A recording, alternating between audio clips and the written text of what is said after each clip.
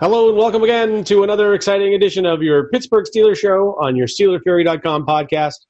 I'm your host, Bradshaw Ben, a.k.a. Accidental Zen on Twitter, also known as Bradshaw Ben. If you come visit us at SteelerFury.com, I recommend that you do visit us at SteelerFury.com for a good time and a lot of panic and crying and bitching during every game with a sense of relief at the end, barely.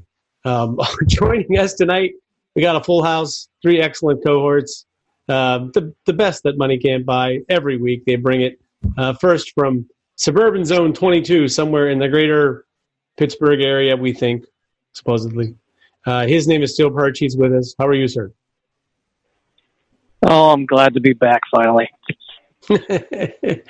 Yes, after another comfortable victory. And with us from the greater Indianapolis, Indiana metropolitan area, his name is Jeremy Coleman. Sometimes you know him as Smith is Smoking, his nom de guerre. Smithy, you're with us. How are you, sir? Doing great, guys. Doing great. And last, but certainly not least, bringing it up in the leader of the rear position from somewhere in the greater southern United States area. I don't even know. I was going to come up with your zip code off the top of my head, like that guy that knows zip codes for every town. Anyway, from somewhere in the deep south, sort of. His name is Dom. He goes by FC. He's with us. How are you, sir? 30904 is the zip code. Excellent. In case you want to send checks, that's where to send them. Exactly. Just put an envelope, write FC 30904. Yeah. That could be the new logo for the Washington football team. If we go with the Senators, as we were saying, send a check. Yeah, exactly. Send a check. That should be the logo of their team, right? The Washington Senators. Perfect. How long can it possibly take to pick a new mascot? I think that the 3 or 4 of us can do it in the span of this episode tonight. So I think that the Washington football team will have a new logo and mascot by the end of this call. Here's the thing, Birch. I think they actually decided they liked it, that it was a good thing to be called the Washington football team, and they're going to keep it that way. That's my guess, right? So, well, I call them the PC Redskins. Yes. Well, it's because you're that way, man. Because you're that way. Listen, I'm going to start with UFC because we already started before the call was rolling. The Steelers won this game. Was this not like the weirdest game when you put it all together? The postponements, the Wednesday afternoon game time, the lackluster play, turnovers, drops. Weird game, right? Yeah, I mean,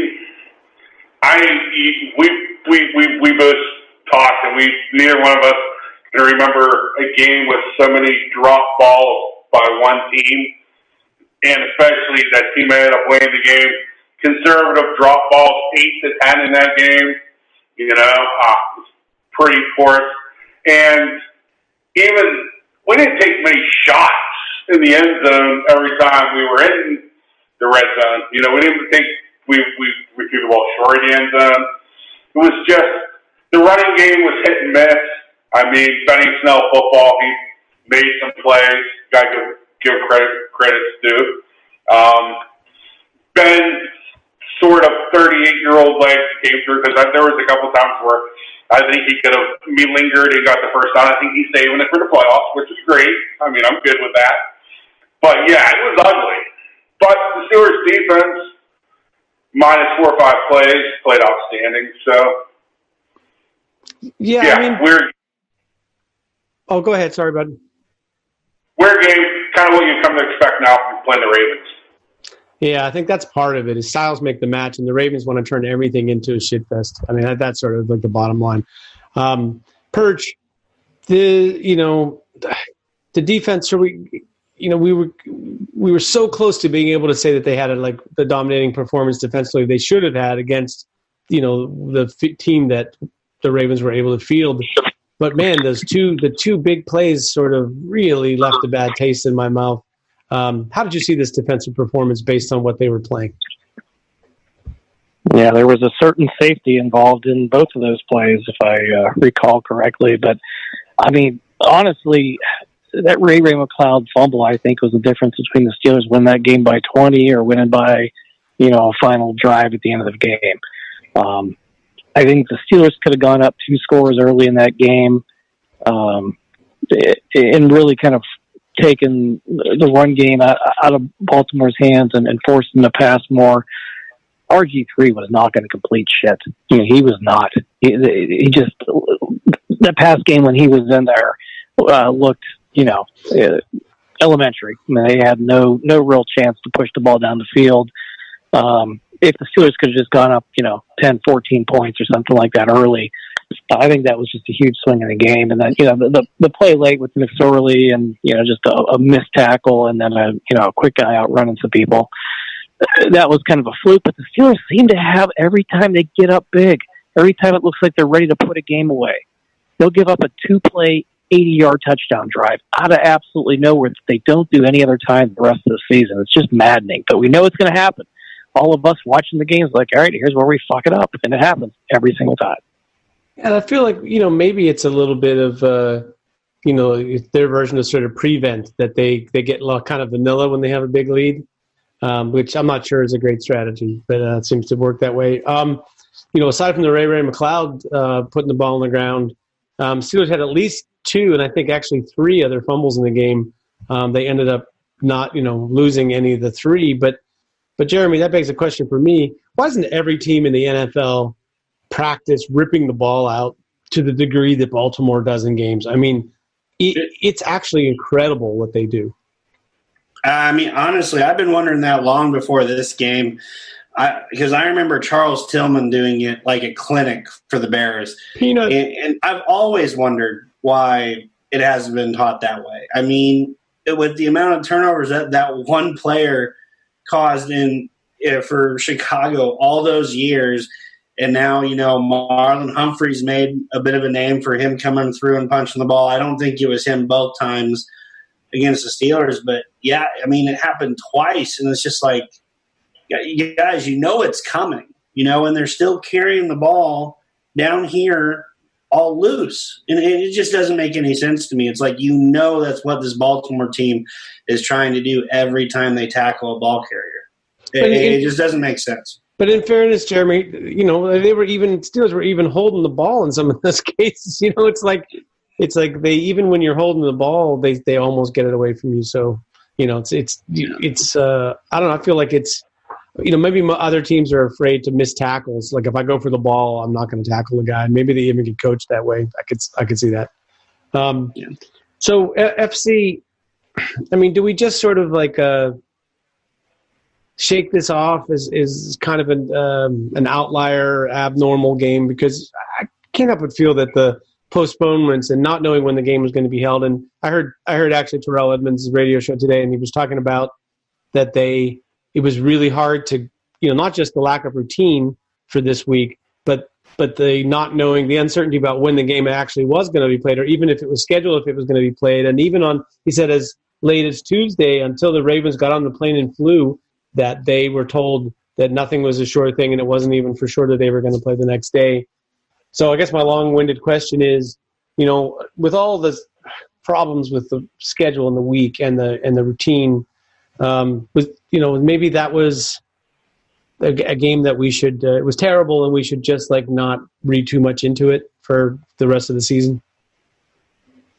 The biggest part is we won, beat the Ravens twice, pretty much locked on the division. I mean, it's a little bit early to say it, but pretty much locked on the division. But at the end of the day, the fumbles, we lost none of them. Mental mistake. Joe Hayden, cover 2, covers the shell, cover 2. He got Robert Griffin Jr. earlier in the game. He got the pick 6. Attempted the same thing with McSorley was in there. McSorley pumps, and Hollywood Brown scores. That's, people want to blame Terrell Edmonds, and I can understand that was Joe Hayden. Joe Hayden didn't reroute. Joe Hayden bit. Joe Hayden thought he was going to get our pick 6. Joe Hayden got burnt. And there was no reason to take that risk at that point of the game. That's the mental error. And the drop balls, And, the worst thing that obviously came out of this game is Alvin Dupree's injury. Yeah. I'm sure that. Yeah, I think you're right. It would be a lot easier to deal with all the other stuff that happened and be willing to say that maybe that's not going to happen every week, except for the injury, because there's nothing you can do to undo that. But, I guess I was saying, FC, do you think it's that everybody else seems to be judging the Steelers based on this game, that they're a pretender and they're a shell, and so on and so forth. But I guess, are you feeling like yesterday's game was more reflective of the team that they are, or was it the least, where would you scale it in terms of this, this is the reality of what this team is? What's 1 out of 16? Because, the whole point is the greatest thing about football is this whole shebang's going to be done on the field, not by media, not by media sites, not by you, not by me, not by Shannon Sharp, not by Nick Wright, Colin Coward, Colin Dunlap. The boys are anybody, anywhere. This is going to be settled on the field by performance of the team. Am I concerned about the team? Sure. We lost 2 linebackers to ACL injuries. The offense is at times. Am I concerned? But we're the best team in the NFL right now. And it's another win. Chalk it up, and on to the Redskins, or the Washington Football Club, excuse me. It was inevitable.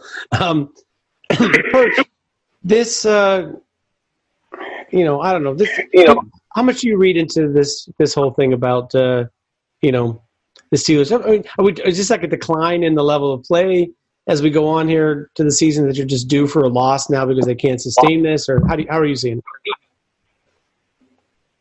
The NFL's, here's what people I don't think really understand. It's not designed for teams to go 16-0. Somebody wins a Super Bowl every year, and that team is never 16-0.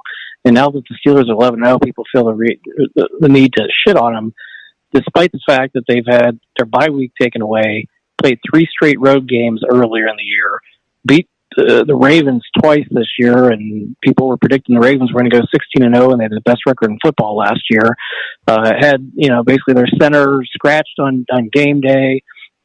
Just a bunch of the last game switched 3 different times. Stuff. Football players and football teams are creatures of habit. They're used to having certain days of the week off. Film day on a certain day, walkthrough on a certain day, practice on a certain day. This season's been screwed up, and for any team to be 11-0 through all that adversity speaks more to the talent and the will and the strength of that team. Now, we've all been Steelers fans for a long time. We've seen them go to 3 recent Super Bowls with Ben as a quarterback. In those seasons, they weren't blowing people away. That's what we joke on this show 15 times every week about how no matter what, the Steelers are going to have a comfortable win and win by 3 points. Because we know even when they're a much better team, aside from a couple of blowouts they get a year, they win a lot of close games. But I watch other teams. It seems like every time Seattle Seahawks are on primetime, they end up squeaking a game out on the last play. The Ravens, kind of the same sort of thing. It's just a parity league. Most spreads in most games are 3 and 4 points. It's how things are set up. And, when you get to the playoffs, you're playing other good teams. Somebody's got to be able to drive down at the end of the game and score, and somebody's got to make a stop. And you know what? The Steelers have more practice than both of those in any team in the league. So maybe that's a good thing. But they don't bloat. It's the way that they're set up. It's attrition football, play solid defense, play complementary on both sides. It's how they're set up. They're not going to go out and beat a team 50-0. They might go 16-0 and most of their games be decided by 1 touchdown. It's just how they're set up. It's their team. And Perch, you look at the teams that win a lot and win a lot of close games. They got a guy like Ben or Brady who at the end of the game, makes those plays that win the game. There's just whatever they need to do in that the end game, they figure out a way to get it done. And that it's uncanny how often those guys get it done, given the number of opportunities that they have. So I think that's a secret component here. It's like, let's not kid ourselves. When you have a quarterback that knows how to win those games in the end, you can sort of understand that Tomlin's strategy is not necessarily to make the games close, but he's not concerned about blowing teams out. He's concerned about doing whatever they need to do in that game to win, and not necessarily whatever they need to do to win in that game by so many points. But that brings me to the thing, Jeremy. If you play more to run up the score early, then you have a better chance of taking your starters out, and maybe Bud Dupree doesn't tear his ACL with 4 minutes left in the game. On a pass rush where if the game is still close and he's got to go for it. Yeah, I mean, I was kind of wondering the same thing late in the game. Why is Bud Dupree out there rushing Trace McSorley when the game's in the bag? It's like, why isn't this Alex Highsmith and Ola Adeni time? But, yeah, I would like to see this team get more aggressive early in the game rather than trying to just make up the points as they go along. That's what it seems like they do every week. But I think that's one of the greatest mysteries about being a Pittsburgh Steelers fan is how do we put up with that? Yeah. Because it seems like we do it week in, week out, where, I mean, you and FC talked about how many drop balls we had this week that would have extended drives, put us in position for more points. I mean, even Ben's interception in the red zone was just like such a kind of a careless throw. It just seemed like there were careless mistakes across the board yesterday, and they still found a way to win it. Don't get me wrong. Yeah. But that was the worst. The game should have looked 2.5 years. Should have been maybe done in the first half. Like it should have been an exclamation point there. Point well taken about the the aggressiveness. I was just going to say, they ran the ball in the first play of the game. Second play of the game, if I'm not mistaken, was a play action pass. God forbid we ever run a play action pass. 40 yards in the air, drop perfectly, of course, into Chase Claypool's hands, and he dropped it. But it's like, if they run play action early in the game and drop a dime 40 yards downfield, that you kind of think that maybe that gets them started, and it's just, you can't afford to make mistakes, have some kind of a bad series to start the game or a drop or a mistake. Just seems like they're on that run to make these mistakes early and have to work their way out of it. Perch, for what it's worth, I saw a chart today that was each team's their chances of winning averaged for the whole year based on the time of the game. And the Steelers looked like a mediocre, basically sub-500 team all the way until the end of the first half. And then the beginning of the second half, they just had this big jump to suddenly they're like a good team. And then the last, 10 minutes of games, they're pulling away. So it is definitely like they're slow starting. And we've talked about this, speaking of things we've talked about a lot, there have been some slow starts and so on. But getting back to your earlier point, I think back to the last two times they won the Super Bowl, 2005 and 2008, because those are fairly fresh in our minds. Neither one of those teams at this point in the season was what you would call a juggernaut. Sure, 2008, the Steelers had a really good defense, but their offense had similar problems to now. They had no short yardage run game to speak of whatsoever. In fact, people were like, we couldn't get 1 yard. Sound very familiar, like what's going on with this year. Ben was playing hurt, and he was having problems throwing the ball downfield. Also sounds familiar this year. And, the defense was quote unquote bailing them out. 2005, they were, 7-5 at this time of the season, with, having to win all the rest of their games.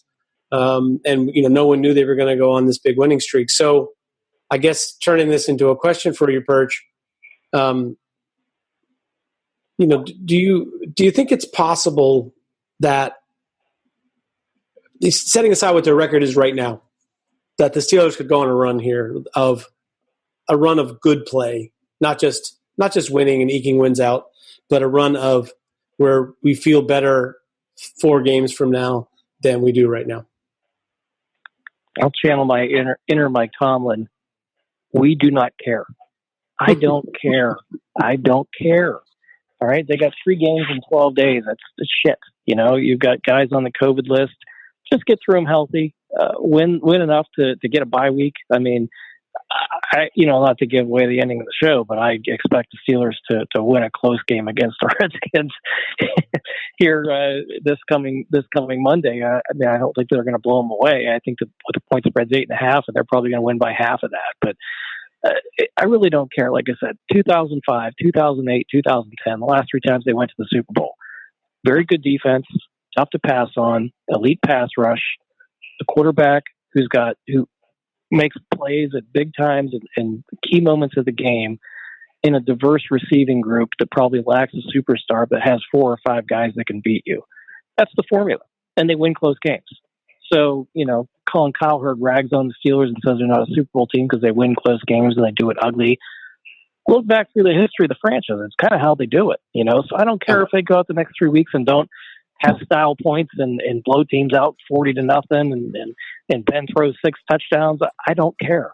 Win the games, stay healthy, get to the playoffs, and keep if they go into playoffs to win every game by 2 points on the last second, I'm fine with that. Just keep winning.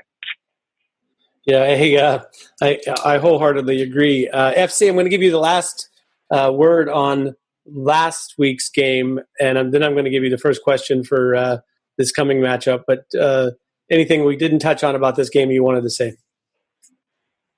I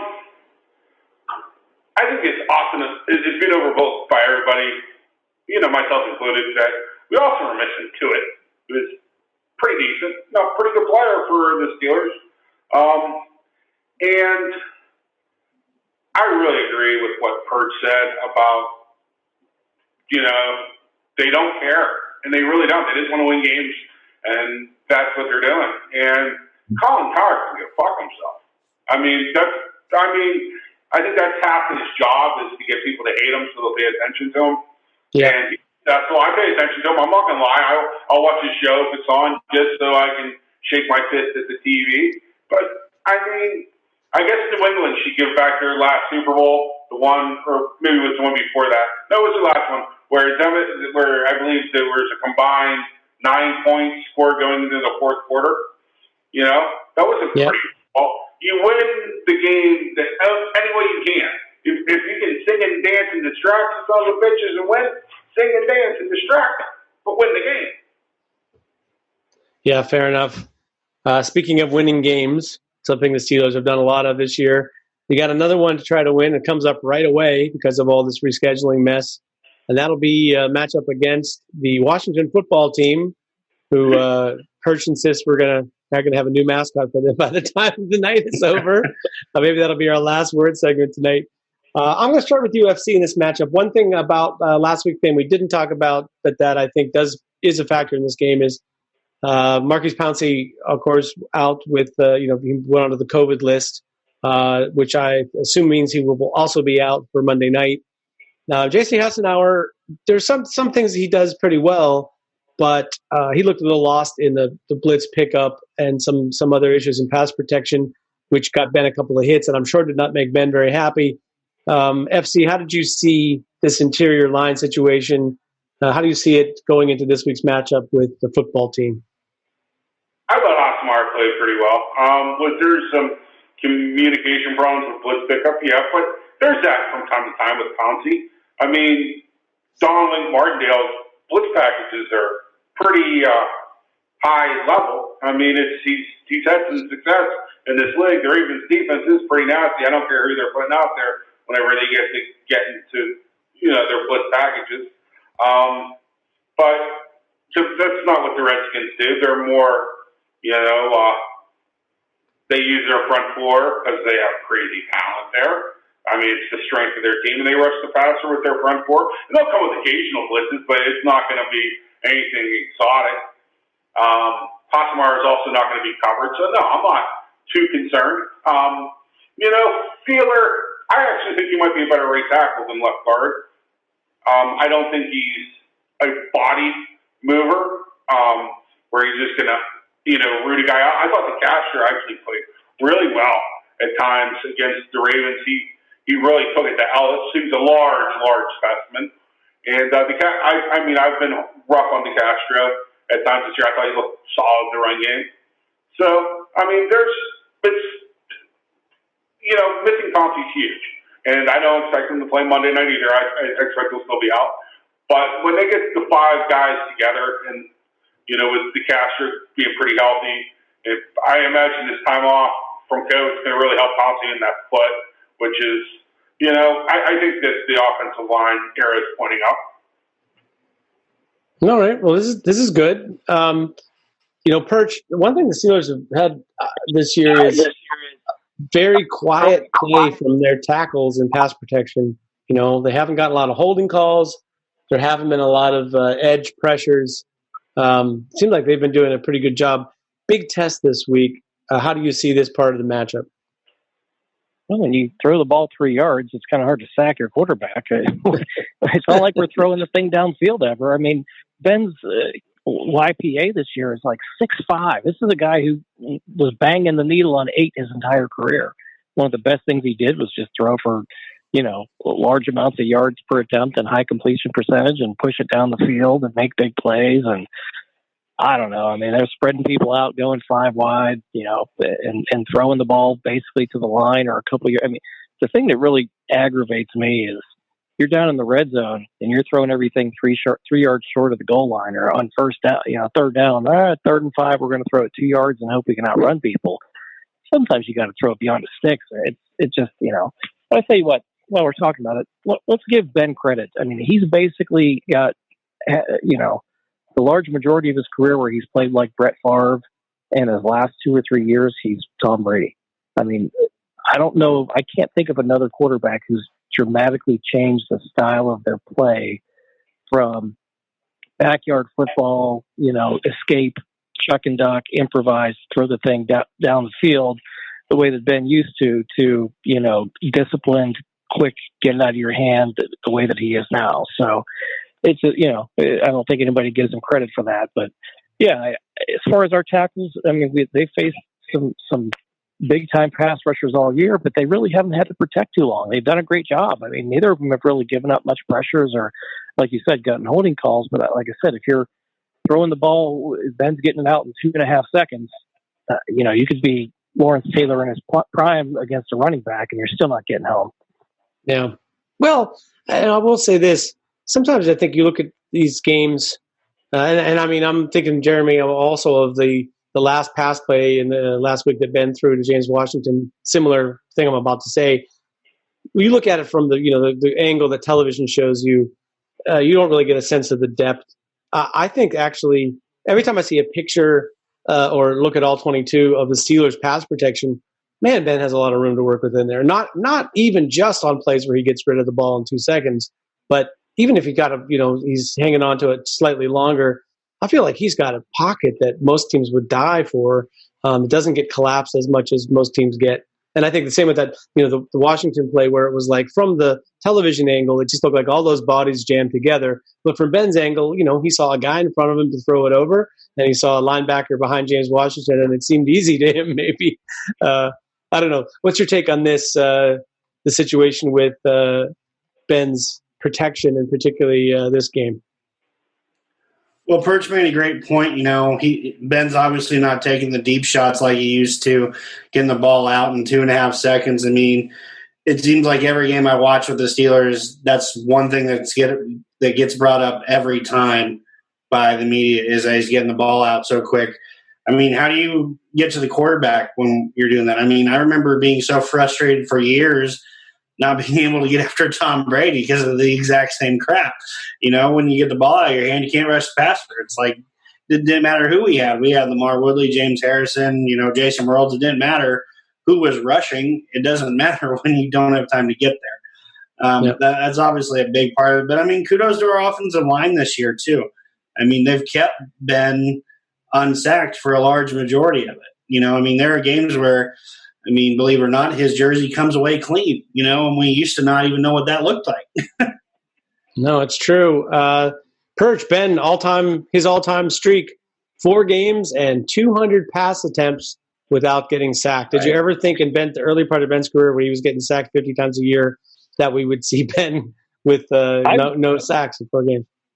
Yeah, I was kind of halfway rooting for him to break the Brett Favre record for most sacks in a career this year. I kind of figured it would happen this year or next. And heck, Brady's even gotten past Ben. So I think Ben's in like 3rd place now. He just tied Elway or something recently, if I remember right. But Yeah, I mean it's amazing.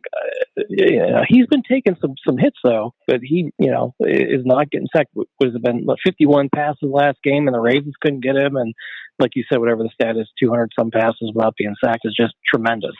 But I think it goes, when you're getting the ball that fast, you're seeing the teams adjust now. They're dropping their linebackers back in coverage. The defensive linemen are stopping and getting their hands up and batting passes down. That's kind of the counter to what teams are doing, or they're trying to send an extra blitzer right up the gut at Ben's face, where we saw Wink Martindale do last week, just to try to get a little bit of pressure in. A couple of times it worked, and he had to throw a ball away. So there's teams are adjusting their pass rush, realizing they're not going to get home. Yeah. Well, and FC, I'm going to have a question to follow up for you about what Perch just said, but just to tack on the sack record thing. Ben, like I said, 4 games, 200 pass attempts right now without a sack. The record is, as far as anybody knows, is Marino, who I think went 19 games, if I remember correctly, or 14 games, and 765 pass attempts without getting sacked. That's like Andrew Luck, I think, is the last guy to do four games without being sacked in 2016 or something. So it's still, even getting to 4 is kind of amazing. But imagine the Marino record is insane, man. Ben's not even a third of the way there in terms of the pass attempts, FC, the follow-up purchase question I'm going to give to you is, if teams are going to sit on those short passes, should that not open things up a little bit for the run game? And if so, but they weren't terrible yesterday running the football, but it just seems so pedestrian. Like they aren't really incapable of getting chunks. What is going on? We talked about the offensive line before, but at some point, running backs have to have some accountability, don't they? Yes, but everything goes together in a way. If you're not taking the top off at all, throwing the ball, you're not throwing the ball vertically, you have defensive backs sitting down on routes. You have safeties that are starting to play out of the box, that their first 2 steps are forward into the box. So a 6 or 7 man box could quickly turn into a 9 man box when you have a corner up and bump, the other side maybe in cover 2. You got this, strong safety stepping into the box, free safety bailing out, and both backers, with all 3 backers, stepping up and attacking line of scrimmage. You're not going to be able to throw the ball or run the ball against that. And throwing the ball short, you're going to do what the Steelers are doing. What I think that the Steelers, I don't want to say are saving, but what the Steelers will do when needed, and probably don't want to put a ton of it on film yet, is double moves and,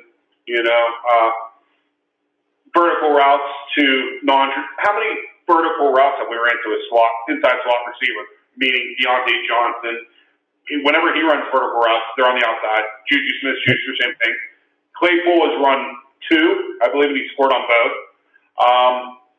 I think that the Steelers will show a vertical passing game when they really need to, and I don't think they felt that they needed to. And with Baltimore, if you do that, you can get bang killed, because I think they fear Baltimore's rush. I think they fear just the atmosphere of the game. No matter what happens, those 2 teams are going to end up playing rock and talking football, and it's a unique battle in of itself. And we do have tendencies to the New England Patriots offense now, because it's been the most successful thing over the last 15 years in the NFL. And, copying it is, it's smart, and it's fine. I have no, if the Steelers catch the ball 8-10 times, I think Ben ends up with 41 completions. So we're talking about 41 out of 52. The one stupid interception, which we could all get by, and the short passing game has become our controlled run game. But I think the vertical passing game's there. The talent's there. The guys just have to catch the ball. And, the Steelers, I honestly don't believe they want to put a ton of things on film. Sure. And think about Ben's YPA, yards per attempt. Basically, if Deontay Johnson and Chase Claypool just catch the 2 deep balls that were thrown that were in their hands, or for that matter, James Washington in the corner of the end zone, same thing. his yards per attempt would look a lot more like the old Ben Perch. But what's your take on the running game? I know I seem to be asking FC to explain, but are you thinking that they need to try something different in terms of who's the starter? I mean, what would you do if you're working with the guys that you have there? Would you bring in a new guy? Would you use the rotation differently? How would you do things, Bert? Well, I'd point out it's kind of hard to run the ball when you don't have a running back on the field, or at least in the backfield. I mean, look, every time we're down there in the red zone, it's like, all right, the running back's lined up out wide. Guess there's no play action. Guess we're not running. I mean, it's just everything is spread. It works great between the 20s. Okay, I'm not complaining about the whole spread them and throw it. I like it. When you get down inside the 20, I've always thought at least have a damn running back to have some play action to get people honest, and so they're not just all dropping in coverage. And it's not like we have a quarterback. And unfortunately, you guys mentioned about Ben running before. There are some huge lanes. I mean, 1st and 10, and I mean, he could run up the middle as slow as he is for 6 yards and take a seat and not have anybody get a hand on him. There's just so much space there. So what that tells you is everybody's dropping into coverage, and it's making those lanes that much harder for him to throw the ball down the field. But I don't understand. We praised the running game earlier in the year. Some of the wrinkles and the motion and stuff they put in, and James Conner was averaging, for the first 8 games, 4.6 yards per carry, and they were effective when they needed to be. It wasn't carrying the team, but it was complimentary. And they've completely gone away from it the past, 3 or 4 games. It's just gone. I mean, under 50 yards a game. What was it, 3 games in a row that they won? And they didn't run too much with Benny Snell the last game, but you've got to have it in there somewhere. Like I said, especially down in the red zone, 1st and goal from the 7 or 8, mix a run in there somewhere, get it, and then when you're down to the 3, 4, 5 yard line, how about throwing it actually into the end zone and not to the 2? But they had 3 or 4 drops in the red zone. And you guys pointed out before, just the receivers in that game and Ebron, the Ravens knocked a couple out. Fortunately, the fumbles that they had knocked out went out of bounds, but I don't know. The whole offense it's frustrating. Yeah. I mean, I guess I'd just say, Jeremy, that they did actually, they have been scoring, aside from yesterday, they've been doing really well in the red zone, and they have, in fact, been running it in the red zone. I think they even did a little bit yesterday, but it just feels like that formula of spreading them out to identify the matchups and to keep teams from blitzing you is all well and good, but if you don't finish the job, it ends up looking pretty ugly because if you have drops, suddenly you're turning the ball over quickly. If you don't score in the red zone, people are going to blame that on not being able to use the run game and so on. So it'll look bad if it doesn't work. When it works, maybe it still doesn't look pretty, but they've been scoring. They're even still now, even with yesterday's game, I think they're still in the top 6 in scoring, maybe even top 5 still. I don't know if there's a question in there really, but what would you do differently? You still going to trot out James Conner for 90% of the carries, or do you like something different? Well, I'm going to kind of build off Perch's answer there. I think he said something that is important there, is that when we trot out there in 5 wide, there's not even a threat that we're going to run the ball, and I always believe that you should have the defense thinking that it could be a pass or a run play. I've never been the one to sell out and say, oh, this is definitely going to be a pass. Should at least be making defenders think there could be a run on this play. But I'll get off my little rant there. Well, what I think this team is missing right now is the fact that you can throw the ball to a running back out of the backfield. Tom Brady has made a career out of throwing the ball to guys out of the backfield. I mean, James White won him his second to last Super Bowl by throwing to a running back out of the backfield. I feel like we have guys that can do that. James Conner has been effective as a check down back. Anthony McFarland has the speed, and we saw him catch balls at Maryland when he was there, to be a threat out of the backfield as a receiver. I think one thing that might be holding them back is James Conner the only one they trust in pass protection. Yeah. I don't think Snell has had a lot other than Samuel's a little bit. Yeah. Yeah. But I mean, the other thing is that running back dump off, when it really works, when it was great, was when everybody was, going downfield to try to stop AB and the other, in the deep ball. So when the defense sags like that, then suddenly you wait, and then you dump it off to the running back. Man, you've got open field. But if everything's happening in a condensed area shortly, and you got the mesh routes and whatever, it's not as easy to find a spot a window to throw to that running back, or for the running back to have a lot of room. And I think you saw that last year with the way the Steelers offense ran, that suddenly the running backs couldn't get any action because they were getting the ball and the defender would be right on them. I don't know, Perch. For a second, let's talk about. I mean, I think we've sort of nailed the offense and the receivers situation. Let's flip around to the other side of the ball for a second. Obviously, we lose Bud Dupree. We get to see more of Alex Highsmith, I guess, although they haven't really come out and said it's going to be Highsmith's job. It could be that Ola and Highsmith, both get reps. But my question to you is, how do you think this will change the Steelers' approach? Not necessarily their success, but what are they going to do differently? Are they just going to plug that guy in and run the same stuff? Yeah, I think for the most part, I think that where it hurts is that four-man line, the four-man rush, where Dupree got the build of a 4-3 end, where Highsmith's a little bit leaner, a little bit quicker, more like TJ Watt, more of a guy that's kind of made to be a linebacker. So, people are talking about signing some free agent off the street. To me, if you could just get, leave Highsmith out there as your base down linebacker guy, if you could find somebody who's just a 4-3 end to be your four-man line edge rush on passing down situation guy. Now there's nobody out there. I mean, it's COVID season and it's late in the year and the trade deadline's passed, but that, to me, that could be an outside the box sort of signing. Just find, Cameron Wake or somebody like that who could just come in and rush the passer 12 times a game. But other than that, I think they're just going to do what they do and roll with the guys they have. I mean, FC, don't they have they have a pass rusher on the practice squad that was in the XFL, do they not? Yeah, not Fashion. They do. Elliott, correct? Well, J-Ron Elliott, but I was thinking about they have a guy that was I think he played maybe at Notre Dame. I'm looking through the list right now.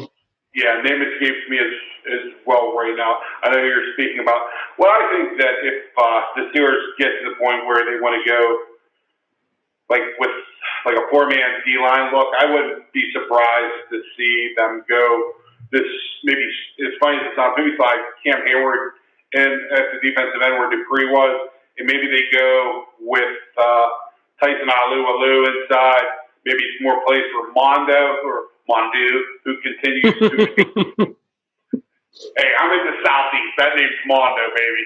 I got too many Louisiana. So if he doesn't know how to pronounce his own name, it's not my fault. No. Right. And I do expect, Highsmith and Ola, are we going to be as good as when we had Bud Dupree? No. But, next guy is Tomlin. Next guy got to step up. And I don't think they're going to do humongous things to change the scheme. But if they're having a problem setting the edge, I wouldn't be surprised to see some cover 3 Seattle type looks from back in the day where, that power end, that Michael Bennett, type of role would be filled by Cam Hayward, where, you play in the tight end side and you're just going to have TJ Watt rushing short off the edge, which is hell on wheels. That's TJ go hunt, and that's what he wants to do. So, no, I don't expect humongous changes. Yeah, Perch, is it Devin Taylor? I'm trying to think. I know they signed somebody that's a 4-3 DN. Yeah, I don't remember. Devin Taylor's from Kentucky. He's actually an Augusta kid. Yeah, maybe it's not him. I just remember that we talked about this a little bit, that they, had somebody to do that. And I mean, I do, Perch, I'm with you a little bit that I think that is the kind of thing that they might be able to get away with a little bit better. I feel like Highsmith, his strength is that he's a good all-around player. So he's a great base downs player. I'm not sure he's a guy that, on third down is really going to go get it. But, I've been wrong about this kind of thing before, for sure. FC, do you think there's a chance that Avery Williamson can do some third down blitz work to try to fill the void a little bit? Possible, but not likely. I think that they're going to. I think they're very content with what they have. I think they're high on Highsmith, and Ola's shown ability to rush the passer. So I think that they're going to eat up those downs. I don't think the Steelers are going to do much to change much on 11-0 team. Yeah, fair enough. Perch, in terms of Alex Smith in this game against the football team, seems like to me that Alex Smith, he looks great in terms of compared to what happened with his leg injury where he was a couple of years ago. It's amazing what he's doing. Actually, I can't knock him for anything. And he has put a little spark in this team. They pretty much destroyed Dallas on Thanksgiving. But it still seems like Alex Smith is, who's never a guy to really throw the deep ball. And now he's got this short game. I'm wondering if, the Washington running game and the short game of Alex Smith, if that's enough to really put up points against the Steelers defense. How are you seeing this matchup in terms of Alex Smith and the run game for Washington? Yeah, to me, if the Steelers stop the run game, they're going to kill Alex Smith. They've always had a lot of success against him. He doesn't have great complementary receivers. I think Terry McLaurin's been a real good receiver the last couple of years. But outside of him and tight end Logan Thomas, they don't have a whole lot. They dump it off to the running backs a little bit, dump it off short. I think if the Steelers stop the run game, they're going to get after him. And the Washington offensive line is not real stout either. They've given up a shit ton of sacks, 35 sacks this year. Even without Dupree, I think the Steelers front seven should have their way with them. So to me, it's just all about stopping the run, which they should be able to do. I don't think the Washington run game is that dynamic. And, hopefully, what we talk about every week, get a lead early, score early, don't ease into the game. If you could put this team behind on the scoreboard, there's no reason not to win. The only games that they've won this year are against teams with 3 or fewer wins. They beat the Cowboys twice, the Bengals, and the Eagles. So every time they played a team with a winning record, they lose by 15 points. They looked like world beaters on Thanksgiving Day, but I don't know. It's a bad team. You're playing at home on a short week and under weird circumstances, and who knows who we get back from the COVID list, but they need to put a beat on this team. And I think Tomlin seemed pretty salty after the game. A lot of the players were upset they didn't blow Baltimore out. They're hearing about it in the media. I think that they're going to come out and put one on them and still nearly blow it and win by 6 at the end. Yeah, it definitely feels like a get-right game, especially when you listen to Tomlin and Ben after the game. It just makes you think that, they are, for a team that's 11-0, man, those guys were salty. Sucking. Tomlin's quote blew me away.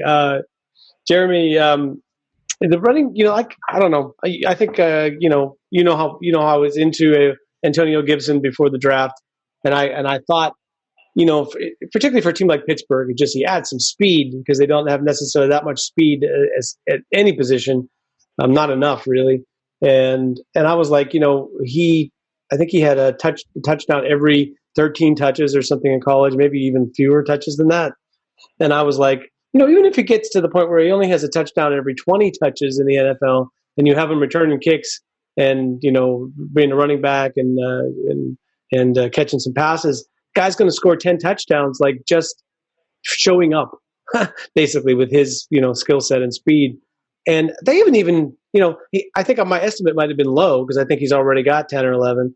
But the question I was going to have for you is, they take him off the field on third downs for McIsaac. And I although that kid's a pretty nice receiving back, I don't understand for the life of me that you're taking a guy who's, he's basically like a Juju-sized receiver with Percy Harvin type speed and skill, even faster than Percy Harvin, and you're taking him off the field on third downs. I don't understand. Do you have any kind of insight into why Washington is using Gibson as a running back to run between the tackles? The only reason I can think they're doing that is to try to maybe manage his load. You know, he is the only running back on that roster. Peyton Barber gets a few carries here or there, but I mean, you know, his glory days are behind him. You know, he's just a veteran presence there. I mean, McKissick is a nice back. He's dynamic as a receiver. He's super slippery. I think he could be kind of an X factor this week against us, just because he's such a good receiver and could really create some mismatches with our linebackers. But I mean, the entire offense for Washington is Terry McLaurin, Logan Thomas, J.D. McKissick, and Antonio Gibson. Just those four players. Depth is horrible. I mean, behind them. Okay, so Perch, as a continuation, all the more reason we want to bring McKissick into the game on third downs. Great. Why not move Antonio Gibson to wide receiver? Who you're taking off the field that's better than that guy? Like, you have Terry McLaurin, and you put Gibson on the other side and let him run, you know, fly patterns. It just doesn't make any sense to me. Do you have any insight into this? No, nothing worthwhile other than what you just said. You know, it's just not a good team. They don't have a lot of skill players and depth, and McLaurin was kind of a find for them. And, you know, he's been, you know, the large majority of their passing game is going to that guy. And I think the Steelers have plenty of good, talented defensive backs to lock him up. And, you know, just, you know, kind of like you guys just mentioned, the dump offs to the running backs and Logan Thomas, the tight end. And that's pretty much what they've got. You know what it is. And it's not like they've got a ton of different people they can throw the ball to or a lot of high end skill. It's a few guys, and it should be pretty easy to lock them up. So FC, you know, it seems to me that Washington has, you know, that maybe run a little bit. They run gadget plays more along the lines of what your Steelers did under Kent. What's his name? Wisenhunt. Yeah, under Wisenhunt. That they, you know, especially they have a couple of guys that can throw the ball, including Logan Thomas, the aforementioned Thomas. I don't know, like, how do you see this sort of, you know, from a Ron Rivera coach team standpoint in the history with the Steelers? Do you feel like Washington is going to try to maybe be this sort of what I'd like to call, you know, tough guy aggressive, meaning not necessarily smart, but they'll take some shots and take some chances? You know, how do you see this in terms of what we're getting out of Ron Rivera and their way of thinking? Oh, you're going to get the same thing out of Riverboat Ron as you always get. I mean, he takes chances, he takes risks. He doesn't really buy the analytics that much. I mean, he believes he can coach the game, and they look to manufacture points. I think Terry McLaurin is probably a top 5 wide receiver in the NFL in his second year, meaning rookies and second-year receivers. I don't think you can really come up with 5 guys that you would say that I would definitely take over him. And if we have a pretty nice young wide receiver crop out there, he's fantastic. Great route runner, great technician, good hands, great speed, blocks. The reason that you have J.J. McKissick in the game and not Antonio Gibson on third downs is because Antonio Gibson is probably one of the worst players I've ever seen in pass pickup. It's a big reason why the Washington Redskins have allowed 36 sacks. He is dynamic, but he is a vertical player that runs upright. He almost got ended Thanksgiving. I don't think he's going to have a super long career. He is a super athlete. The comparisons to Christian McCaffrey, he's bigger. I understand that, but he just doesn't. Christian McCaffrey knows he's a small guy and he knows he has to get down his face a lot of times. Antonio Gibson doesn't. He's a big physical guy, and he wants to play like a big physical guy. And that is not a very good way to approach Vincenzo Williams. Avery Williams is a hell of a hitter, and I really like me some Robert Spillane. I mean, he laid the wood a few times against the Ravens. So, yeah, I expect Riverboat Ron to take as many chances, fake punts, double reverse passes, every single thing. He wants to ruin the Steelers season. He's going to do everything in his power to ruin the Steelers season. Sure. And I mean, you know, to be fair, they're in the hunt for their division, you know, for their playoff spot. Looking at the schedules, you know, maybe Philly still has the best shot at it, but who knows who's going to get out of that team. Washington playing a little better, and they're right in it. They're only a half game back, I think. So yeah, like I get it. It's sort of like if you're Ron Rivera, you got pretty much nothing to lose in this game that no one thinks you're going to win. And as just last word from me on Antonio Gibson, yeah, the pass protection is a thing, but it's like, I don't really understand. Even they have this vision. They really see him as being, a traditional running back. I think that's the thing. It's like maybe you can train him to do that, but I'm not sure that's the best use of the guy's talents. He's like you said, he's a vertical player. Put him in the slot, give him some end arounds, throw him the ball downfield, where he's going to outrun people. Anyway, listen, let's table this for a minute, and we'll pick it up with our predictions for this week's game, the Steelers matchup against the Washington football team in just a minute. But first, it's time for our illustrious pick segment, brought to us by Sports Shit, where you can find your finest Pittsburgh Steelers and all NFL team swag, koozies, dog sweaters, shirts, sweatshirts, anything you can think of can be found at Sports Shit. It's also brought to us by Ron Riveron. The legendary Gene Sirica. And we'll go with Mike Curry once again, because their explanations of these horrible referee calls at times are really boggle me. Yes, I think that's fair. I think they boggle everybody, to be honest, they don't even, I'm not even sure they understand each other's explanations, so, and those guys are experts, so I'm not sure how you can, I'm not sure how they can rule on the field without contradicting themselves mid-game. Seems like that's the case. Hey, some new there's a new shirt. I got a couple new shirts at the Sports and Shit, but I think you'll like the one that's like bitch, complain, suffer and win. That I think that's a pretty good one for Pittsburgh Steelers fans, especially this week. Very appropriate. Listen, guys, we'll have just kind of a short pick segment this week just to keep us on time.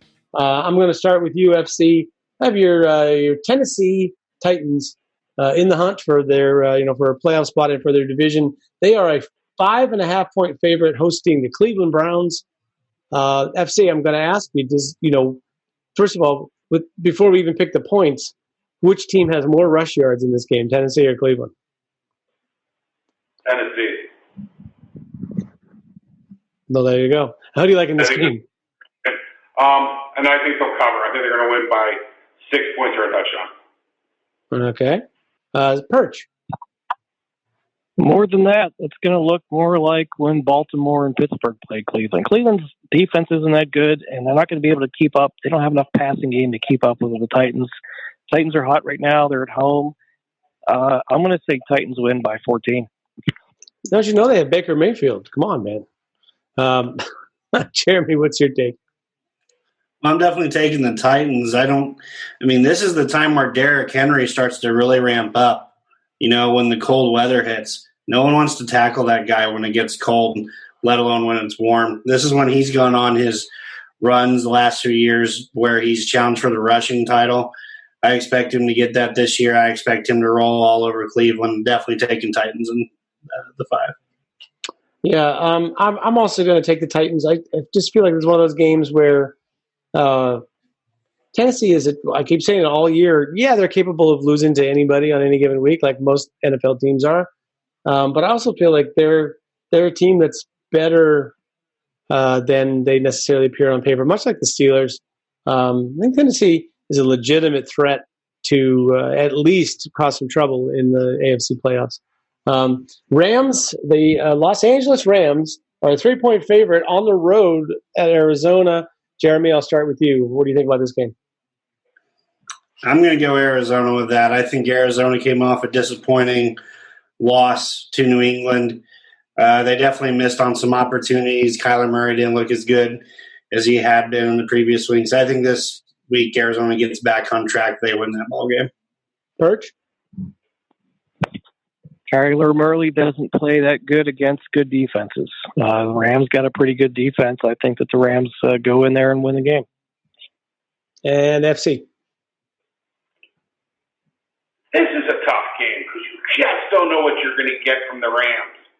They are such a helter-skelter team. I'm going to take the Rams because I think that Robert Woods is going to have a big game for some reason. I just have a feeling. So I'll take the Rams I'll lay the points on the road, unbelievably. But, yeah. Nice. I'm sneakily going to take the Rams in this game as well. First of all, I think Kyler Murray, there's some talk that he's playing injured right now. He doesn't look quite as dynamic as he did earlier in the season. But in addition to that, as Perch said, man, the Rams shut down Russell Wilson, and their receivers, who I think are a better lot than what Arizona's got going, and he's a better quarterback than Murray. So my guess is the Rams win this game and cover. One last one, a quickie. Buffalo on Monday night. It's the other Monday night game. Buffalo is a 1-point favorite at San Francisco, except for it's really in Arizona, which is funny because it's also in the same stadium as Rams, Arizona the night before. Now, hopefully they don't have to reschedule that thing, or they got a real clusterfuck. Well, an actual doubleheader. They have to reschedule that game to Monday. I'll start with UFC. Who do you like in the Buffalo at San Francisco playing in Arizona? I'll take the Bills. I'll lay the point. What a fucking stinker this is going to be, though. I'm not a big fan of the Bills, and I don't buy into them. But San Francisco is just still a team that's a mess with injuries and COVID and travel. So, yeah, I'll take the Bills. How about you, Birch?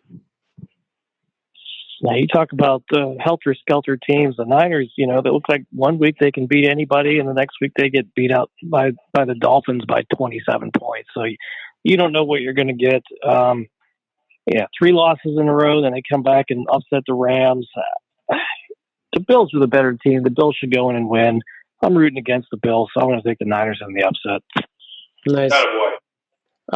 I would love to do that, except for, I don't know, I just feel like your backup quarterback, even, San Francisco's got a pretty good one, but that's the nature of the beast. It's like some weeks they're going to look unstoppable when it's a good matchup for them and they have a good plan to make some good plays.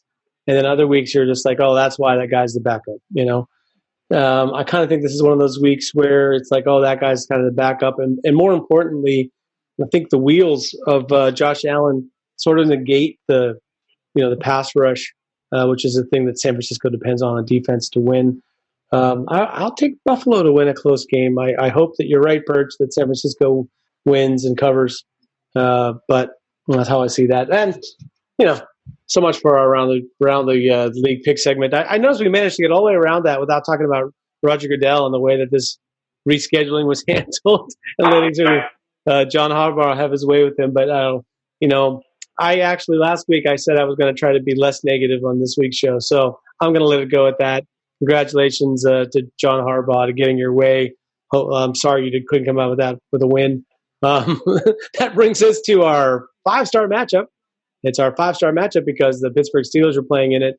And that's your 11-0 Pittsburgh Steelers. No matter what else takeaway you want to have from the game against the Ravens, they got the dub. And that gives them 11 of those on the year, which is more than anybody else has. But in this week's matchup against the Washington football team, the Steelers are, at the moment, a 7.5-point favorite over Washington. What do you think happens in this game, Jeremy?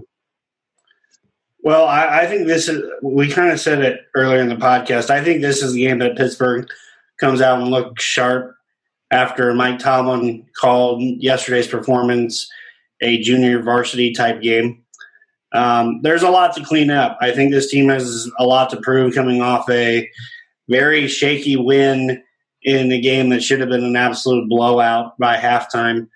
I'm going to take Pittsburgh 30-13 here. I think this is the game where the Steelers kind of put their foot down and say, hey, we are this elite football team despite what everyone says about our cookie-cutter schedule and how we haven't played all great all the time. I think this is the game where they come out after just especially after kind of an embarrassing performance on offense with all the drops and the fumbles and the miscues, and they put it together and they put together a bigger win. Sure. Perch.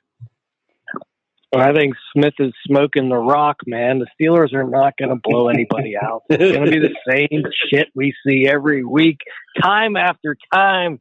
Come on. We're going to go out and we're going to take control of the game. It's going to look like we have an opportunity to put them away and win by 2 touchdowns, and something's going to happen. And you know what? The defense is going to be on the field up by 6 late, and somebody's going to make a play, and with 5 seconds left, they'll have a kneel down, and the Steelers are going to win. I'm going to call it like 24-18, and everybody will have something to bitch about for the next week. Yeah, we need that because we don't have enough stuff to bitch about. It's true. Dom, how about you? Yeah. I was going to go with the reverse juju pick and pick the Steelers to win 6-3 because I'm the one that always says that the offense is going to come out and explode. But you know what? On paper, the Washington Redskins I think they're one of 3 teams in the NFL that are top 5 in the analytical passing defense rankings. They're supposedly, if some convoluted analytical thing, the number 1 pass defense in the NFL. And I just think the Steelers have so many freaking weapons. You know, there are 4 or 5 deep and wide receivers. You know, if Connor's back, he actually is a threat to catch the ball, so is McFarland. And I really believe that we're saving some stuff to Vance McDonald. The one great thing that I really know and why I'm believing the Steelers are holding things back is because that's what Fitchner did at Memphis, and that's what Candace did when he was the interim head coach at Maryland, the offensive coordinator at LSU, and the offensive coordinator at the University of Pittsburgh. I remember him showing completely, totally different offense and having 48 points on Clemson and breaking his foot off in their ass in Clemson to knock off. And I believe 2 weeks before that, he ran a completely different offensive scheme, and he broke his foot off in Penn State's ass. So I do believe in this offense, and I think the Steelers are going to win this game 35-13, and it's going to be passing, and all of our directors can kiss my fat ass. Change that from 6-3 in a hurry, man. Yeah, Washington, I think, is the best defense the Steelers will have played this season. They're pretty good on D. Limitations on offense, but I think their defense is pretty good. I think that the Steelers will come out and play sharp football, but that doesn't necessarily translate into overwhelming number of points. I think they would rather, win the game with some, a little bit of breathing room, but not necessarily worry about getting into a track meet with Washington. And I think, in other words, I think it's a game where if you kick some field goals and score when you're in the red zone, more touchdowns and field goals, that would be enough to win this game. I'm not sure there's going to be the long sustained drives against Washington that the Steelers have had in some of their games where they put up 38 points or whatever. So I like the Steelers to win and cover, but I think it's more like a 24-13 Steelers win. I've been picking them like FC to score a lot of points too. And I mean, after Mike Tomlin and Ben's post-game comments, it's entirely possible that the Steelers would come out and put a licking on them like they did to Carolina 2 years ago. But if that's the case, no picks that any of us have are going to make any sense because, when they score 51, no one's winning points for that. Nobody is taking credit for saying they'd score 38 and they actually scored 51, right? So, yeah, that's always a possibility on a week coming off a really disappointing performance where, they're going to come out and try to prove themselves as being a better football team. But I'll take a win, 24-14. Get out of town with that victory and try to make it 3 and 13 days the following week. And speaking of the following week, gentlemen, thank you very much for a great show. Jeremy Coleman. We're going to do last words. What am I saying? Well, I forgot to give you your last chance. Last word, Jeremy, and I'll let you, as part of your last word, give us a proper sponsor, nickname, mascot for the Washington football team. Yeah, that's right. We've got to come up with a mascot here by the end of the show. Forgot about that.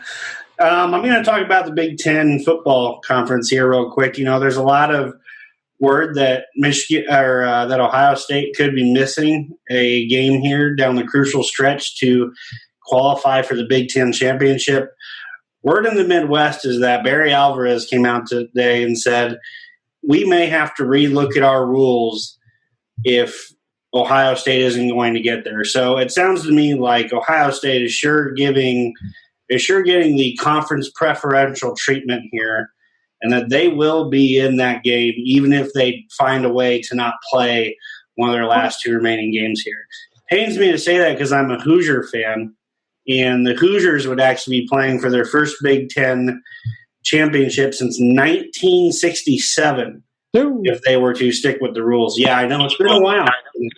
So that's my 2 cents. As far as the mascot goes for the Washington, formerly known as the Washington Redskins, when the name change all came out, there was a contest done by the newspaper there in Washington, and people had an option to send in, what a new mascot would be, what a new logo would be. And one that I remember to this day that I thought would be kind of right in this era of social justices, I could easily see the Washington football team become the Washington Red Tails. And the Red Tails was the African-American division that flew in World War II. They did a really nice job with the logo, and to this day, I thought it was one of the better ones I've seen. Wouldn't surprise me if the actual direction is somewhere along those lines. Yeah, but the NFL is not really into any militarization or pimping the military at all, so that would never. That's true. That's true. It's not true. I'm joking. It's being sarcastic. Yeah, my idea was for it to be the Washington Guardians, almost like the same name out of the Replacements movie or whatever. There you go. Just because you could at least rotate what a Guardian might look like. The mean machine. Perch. Sure. Jeremy got 2. Give us your last word. So Washington was one of the few football franchises that had a second nickname, the Hogs. With the guys in the hog suit all those years, like, why hasn't it already just been the Hogs? Or now they got that W as a logo, why isn't it like the Washington Warthogs? But since we live in a politically correct world, we can't call them Washington. George Washington owned slaves, and we're politically correct. We can't call them Washington, so we have to call them D.C. But D.C. stands for Columbia, because Christopher Columbus, who was a rapist and a slave trader, so we're going to call them the PC, politically correct Redskins, because Redskins honors indigenous people. The PC Redskins is my new name for the Washington football team. Oh my God, dude. You're killing me. Okay. Pain in my head. FC, last word. All right. My idea. They take Dom DeLuise's Captain Chaos character from the Cannonball Run. That's your fucking logo. Washington. The Washington Warriors with Captain Chaos as your logo. Dom DeLuise from Cannonball Run, one of the greatest movies ever made. Joe Flacco, Burt Reynolds, Dom DeLuise, Roger Moore, Richard Crenna. You don't get better. You just don't get better. Jackie fucking Chan, don't get better. What if Daniel Snyder just held his breath and then they put a picture of him all red on the side of the helmet and then called it the Redskins? That would be like the greatest troll job of all time. And my last word is, unfortunately, Smokey, and you're not going to like this, they also have 2 Big Ten athletic directors on tape basically saying the only reason the Big Ten played football this year was basically to get Ohio State. Because they get some of that BCS money. I'll tell you what, FC, though, I was going to say if Ohio State needs a game or two, I'm sure BYU will take it. Yeah. They seem to be willing to play anybody right now, right? They have to. They really have to. After they turned down the University of Washington, the University of Washington publicly made it known that BYU don't want to play football. Yeah, but that actually wasn't. Washington painted it that way, but that isn't exactly what happened. I don't fit it either. My last word is just about the this football season. It's like, we all got bent out of shape last week about all the postponements and all the guys going on the COVID list and Marquise Pouncey, and we're supposed to blow out the Ravens because they, have so many guys out and blah, blah, blah. It's like, man, we got to remember that having a season period was totally in doubt as of, even as recently as 2.5 months ago. And the fact that they've sort of managed to kind of get through it unscathed to this point. I'm talking about the league as a whole.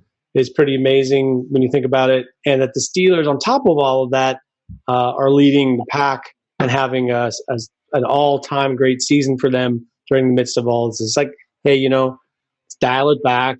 Try to be thankful. Try to remember what we got going for us. Try to remember that life is good when you're a Steelers fan. Even when it doesn't go perfectly your way, it's still pretty damn good.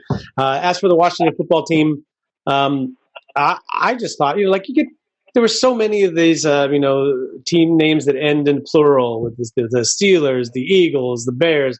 And I like this idea, with the XFL, some of these teams before that, gotten their names without being a plural, and they try to be cute about it and whatever. But I think the Washington nickname should be the Washington Graft, because then you could play do-do-do, do-do-do, do-do-do, it'd be like, who's that bad mother? Shut your mouth, Washington Graft. All right. Beat that joke to death. Gentlemen, Jeremy, Steel Perch, FC, all of you listening, everybody at SteelerFury.com, and all of you jokers from the internet, thanks for joining us tonight, making a great show out of it. And on behalf of all of them and all of you, my name again, Will Massasak, also known as Accidental Zen on Twitter, and Bradshaw to Ben on the illustrious SteelerFury.com. Thanks again for a great show and joining us. And I'll talk to you all next week after a fantastic, fabulous, great Steelers victory. I'm Bradshaw to Ben saying, go get them, Steelers. Go Stars. Here we go.